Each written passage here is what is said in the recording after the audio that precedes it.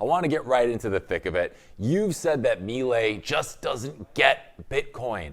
What exactly do you mean by that? Is it a lack of understanding, a lack of conviction, or political self-preservation? Yes, What do you think? What happened is 2 days ago, there was a press conference organized by the next summit that will take place in Buenos Aires in about a month, called La BitConf. That is probably the most important Bitcoin summit in South America. Many people attending from all over the world and also, of course, from South America.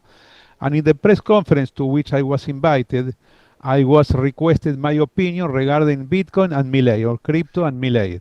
And I told to the journalists that attended the conference that I know Milei and I have been speaking with him during 2013, 2014, 2015 about Bitcoin. He, as an orthodox libertarian with formation, with knowledge of the Austrian School of Economics, I told him in more than 10 years ago, Milei, for the first time in the history, what we have been waiting, that is the creation of a currency not related to government, not related to any central bank, not a fiat currency in the traditional sense.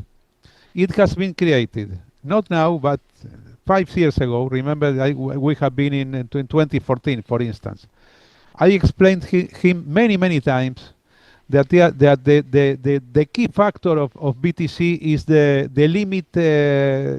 limitation in the creation of coins.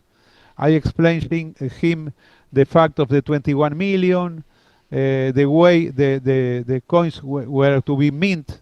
But my sense in those days was that he really didn't understand that. Why? Why? Probably because he has been too much involved in the reality that the money has to be from a government source. Although he's a libertarian and he believes theoretically in free markets, it is like it was so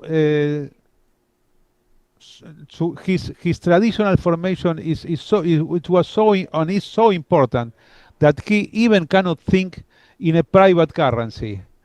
He even cannot think in a currency that is not related to a central bank, in a currency that has not any monetary policy, because there is no monetary policy for BTC.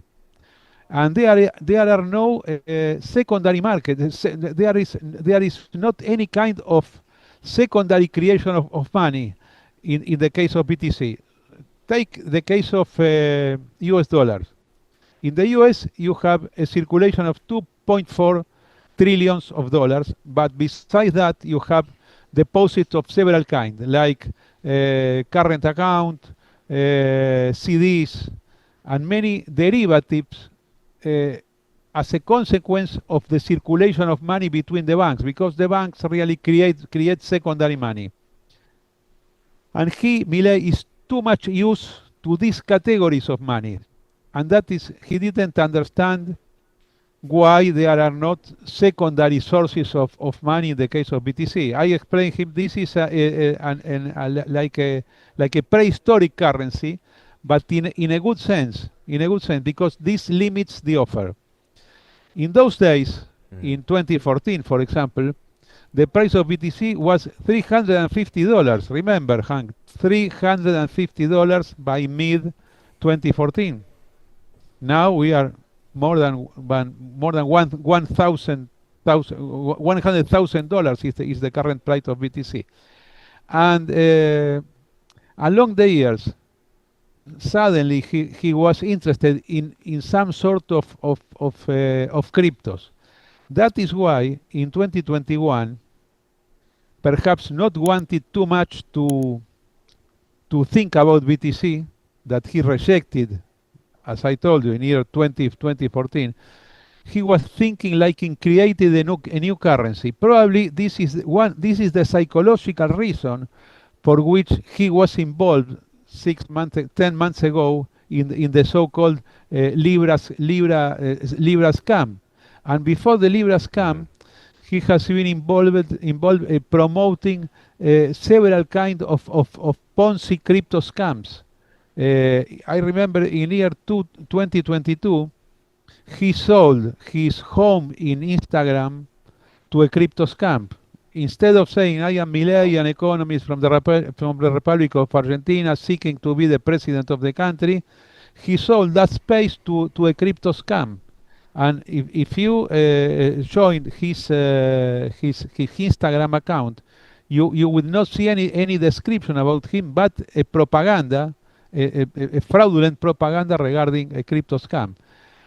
Besides that, another thing that I want to explain to you now is that the Central Bank of the Republic of Argentina is not allowing these days the banks to let the clients of the financial system in Argentina to buy and sell crypto. So you cannot process in our system of banking accounts any transaction related to crypto or to BTC. 2 years ago, there was an experiment allowing some banks to trade BTC on behalf of their client. That is via the app, via the typical home banking, via an app. 2 or 3 banks tried to offer this service to several clients. But this lasts only for 3 days. The central bank decided to forbid this. This is not allowed. And the present government, the central bank administration of Milei, is not allowing anymore to do this kind of transactions. Hank, suppose I am wrong. I am speaking now to Mr. Milei.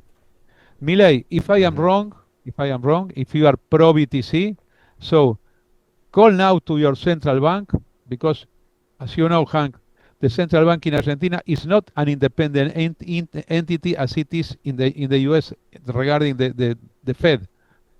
So, right. Milei, call your central bank, call to Mr. Bausili, that by the way, he has been, Bausili, that is the chief of the central bank in Argentina, has been 2 days ago in Washington, D.C. with the Minister of the Economy of Argentina and with President Trump. Milei, Trump, Caputo, and Bausili. Tell Bausili to allow the banks to trade BTC and to offer these services to the clients of every bank. This is not allowed at the current moment. So it's very easy.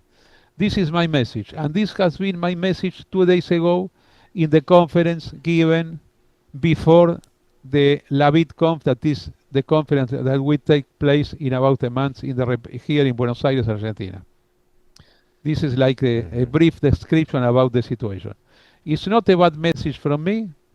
It's a message with hope. I hope the government will reconsider this policy and change it at all. It is the time to allow the normal people in Argentina, not the people that has been dealing with BTC since the very beginning, that as you know, we have many millions in Argentina, but the normal people. Why don't let the people in Argentina to buy and sell BTC online, making the fiat settlement through the banks of Argentina?